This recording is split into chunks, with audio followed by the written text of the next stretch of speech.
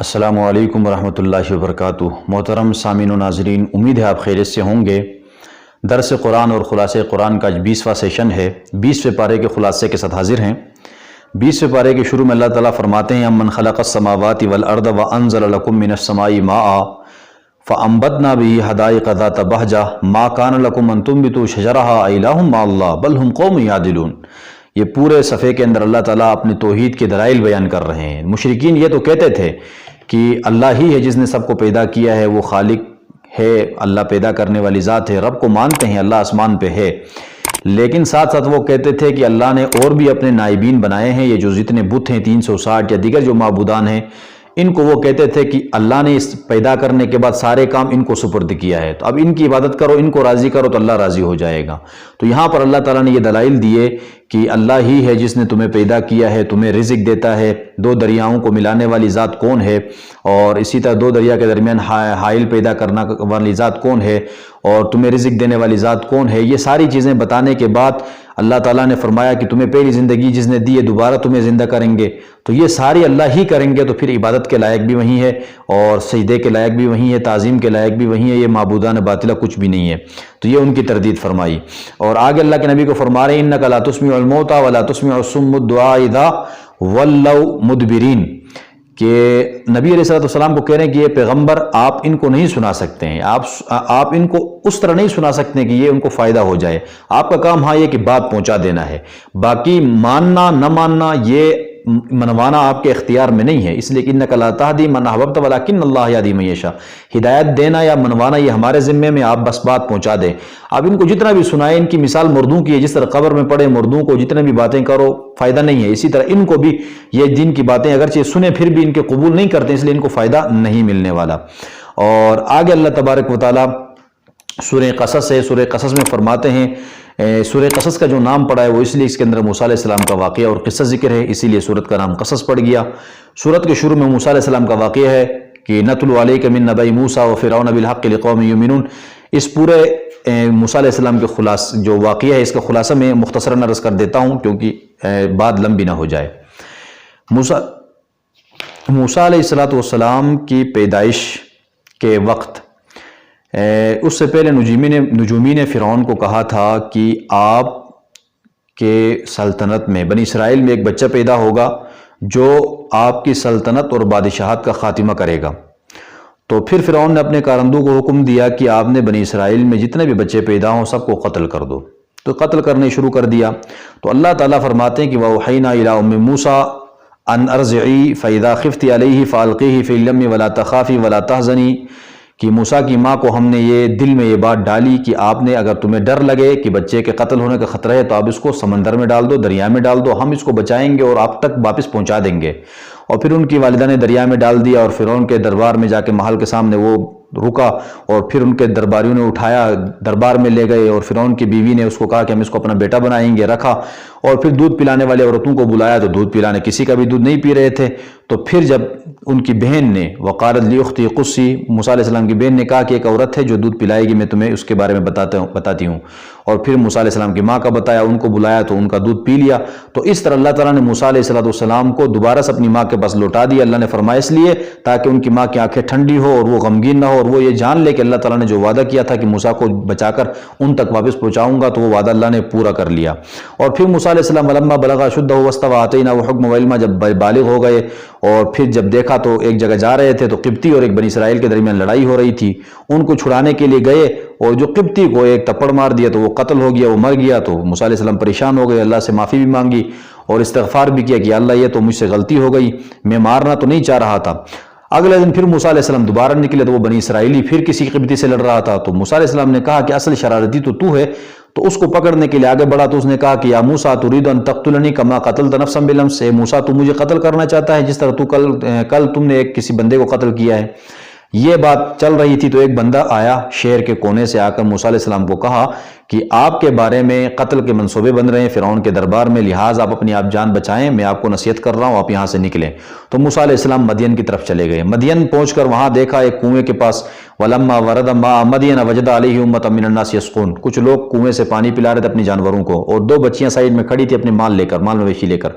ان سے پوچھا قال ما خطبکم، آپ کا کیا مسئلہ ہے، آپ کیوں نہیں پلا رہی ہیں؟ تو انہوں نے کہا کہ ہمارے والد صاحب ضعیف ہیں، بوڑھے ہیں، اور ہمارا کوئی بھائی نہیں ہے، اس لیے ہم دودھ یہ پانی پلانے کے لیے یہاں آتی ہیں،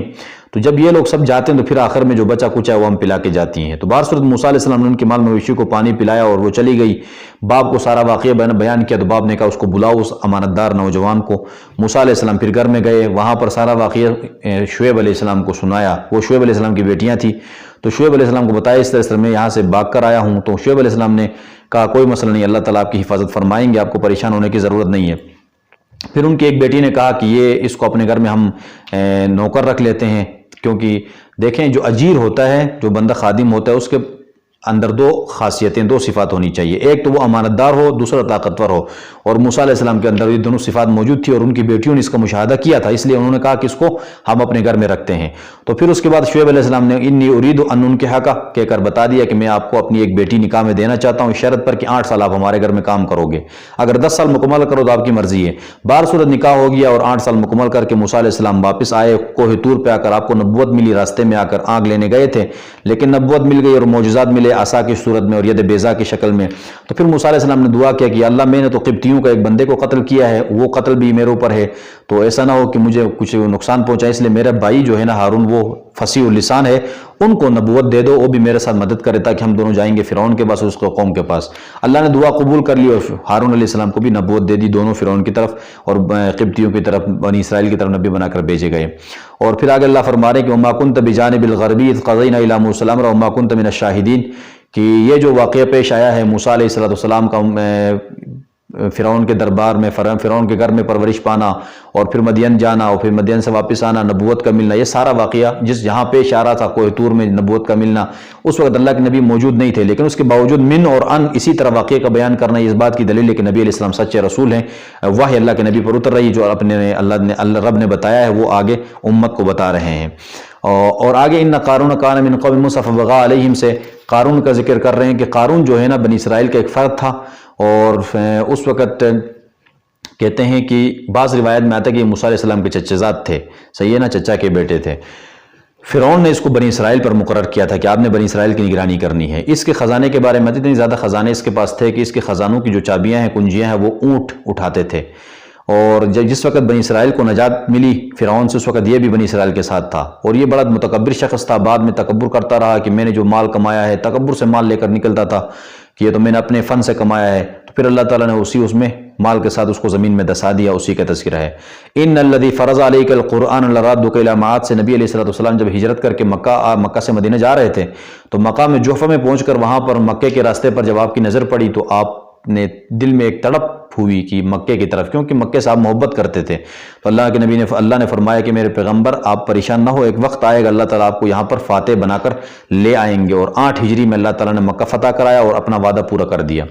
سورۃ العنکبوت، یہ مکڑی کے جالے کو کہا جاتا ہے، مکڑی کو کہا جاتا ہے، اور اس کے شروع میں اللہ فرما رہے ہیں حسب الناس ان یترکوا یقولوا آمنا وهم لا یفتنون، یہ ابتدائی دور میں تھا جس وقت مسلمانوں پر تکلیفیں مصائب آ رہے تھے، جہاد کا حکم نہیں تھا مکہ کے اندر، تبلیغ کا حکم تھا اور خاموش رہنا تھا، مصائب سہنا تھا، تو کچھ صحابہ نے بہت زیادہ تکالیف کے بعد اللہ کے نبی سے کہا کہ اللہ سے دعا کریں کہ اللہ ہماری مدد فرمائے، تو اس وقت یہ آیات نازل ہوئی، اللہ نے فرمایا کہ کیا تم یہ گمان کرتے ہو کہ تمہیں ویسے چھوڑ دیا جائے کہ تم نے ایمان لایا اور بس بات ختم ہو گئی اور تمہیں آزمائش میں نہیں ڈالے؟ جس جنت کا تم سے ہم نے وعدہ کیا ہے وہ جنت اتنی آسانی سے نہیں ملتی، آزمائشیں آئیں گی، تکالیف آئیں گی، صبر کرنا پڑے گا، اور یہ آزمائشیں عارضی یہ ختم ہو جائیں گی، اور ہمیشہ ہمیشہ کی زندگی تمہاری ہے، تو لہٰذا اس پہ صبر کرو۔ تو صحابہ کرام کو تسلی دیا اور صبر کی تلقین کی اللہ تعالیٰ نے۔ اور آگے نوح علیہ السلام کا واقعہ ہے، نوح سے پہلے وَوَصَّيْنَا الْإِنسَانَ بِوَالِدَيْهِ حُسْنًا کے اندر والدین کے ساتھ حسن سلوک کا حکم دیا۔ اس زمانے میں ابتدائی اسلام میں والدین کافر ہوتے تھے، اولاد اسلام قبول کرتے تو والدین پھر زبردستی کرتے بچوں کو اسلام سے ہٹانے کی، تو اس پر یہ بتا دیا کہ والدین کافر اور مشرک کیوں نہ ان کی خدمت کریں، ان کے حقوق ادا کریں، لیکن دین اسلام کے خلاف کوئی حکم دے تو اس کو آپ نے نہیں ماننا ہے، اس لیے کہ اللہ تعالیٰ کی نافرمانی کرنا جائز نہیں ہے والدین کی فرمانبرداری میں۔ آگے نوح علیہ السلام کا واقعہ ہے، اور پھر اسی طرح ابراہیم علیہ السلام کا واقعہ، اور پھر آخر میں اللہ فرماتے ہیں کہ فَكَذَّبُوهُ فَأَخَذَتْهُمُ الرَّجْفَةُ فَأَصْبَحُوا فِي دَارِهِمْ جَاثِمِينَ۔ 20ویں پارے کے آخر میں اللہ فرماتے ہیں کہ جتنی قوموں کا ذکر ہوا، چاہے قوم عاد، قوم سمود، قوم لوط، قوم شعیب، اور ابراہیم علیہ السلام کی قوم، نوح علیہ السلام کی قوم، یہ ساری قوموں کو اللہ فرما رہے ہیں ہم نے ان کے اعمال کی وجہ سے، ان کے کرتوتوں کی وجہ سے ہم نے ہلاک کر دیا، تباہ کر دیا، برباد کر دیا۔ یہاں مشرکین کو بھی تنبیہ کی جا رہی ہے کہ اگر آپ بھی سدھرے نہیں تو آپ کا بھی یہی حال ہو سکتا ہے۔ مثل الذین اتخذوا من دون اللہ اولیاء کمثل العنکبوت کے اندر مکڑی کے جالے کے ساتھ مثال دی مشرکین کے بتوں کی. کہا کہ جس طرح مکڑی جالا بن کر کہتی ہے میرا تو بڑا مضبوط گھر ہے، اس کو کون توڑ سکتا ہے، تو اس کا یہ گمان ہوتا ہے. اسی طرح یہ مشرکین بتوں کی پوجا کر کے اپنے آپ کو بڑے کہتے ہیں کہ بھائی ہم تو بس بچ گئے، ہم تو نجات پا گئے. تو یہ بتوں کی بے بسی اور لاچاری، دیکھیں کہ ایک مکھی ان کے اوپر بیٹھے اس کو ہلا نہیں سکتے ہیں، تو یہ کیسے یہ مکڑی کے جالے کی طرح ان کی مثال ہے. تو یہ 20ویں پارے کا خلاصہ مکمل ہو گیا. انشاءاللہ 21ویں سیشن اور 21ویں پارے کے ساتھ ہم پھر حاضر ہوں گے. تب تک کے لیے اجازت دیں. اللہ تعالی ہم سب کا حامی و ناصر ہو. السلام علیکم ورحمۃ اللہ وبرکاتہ.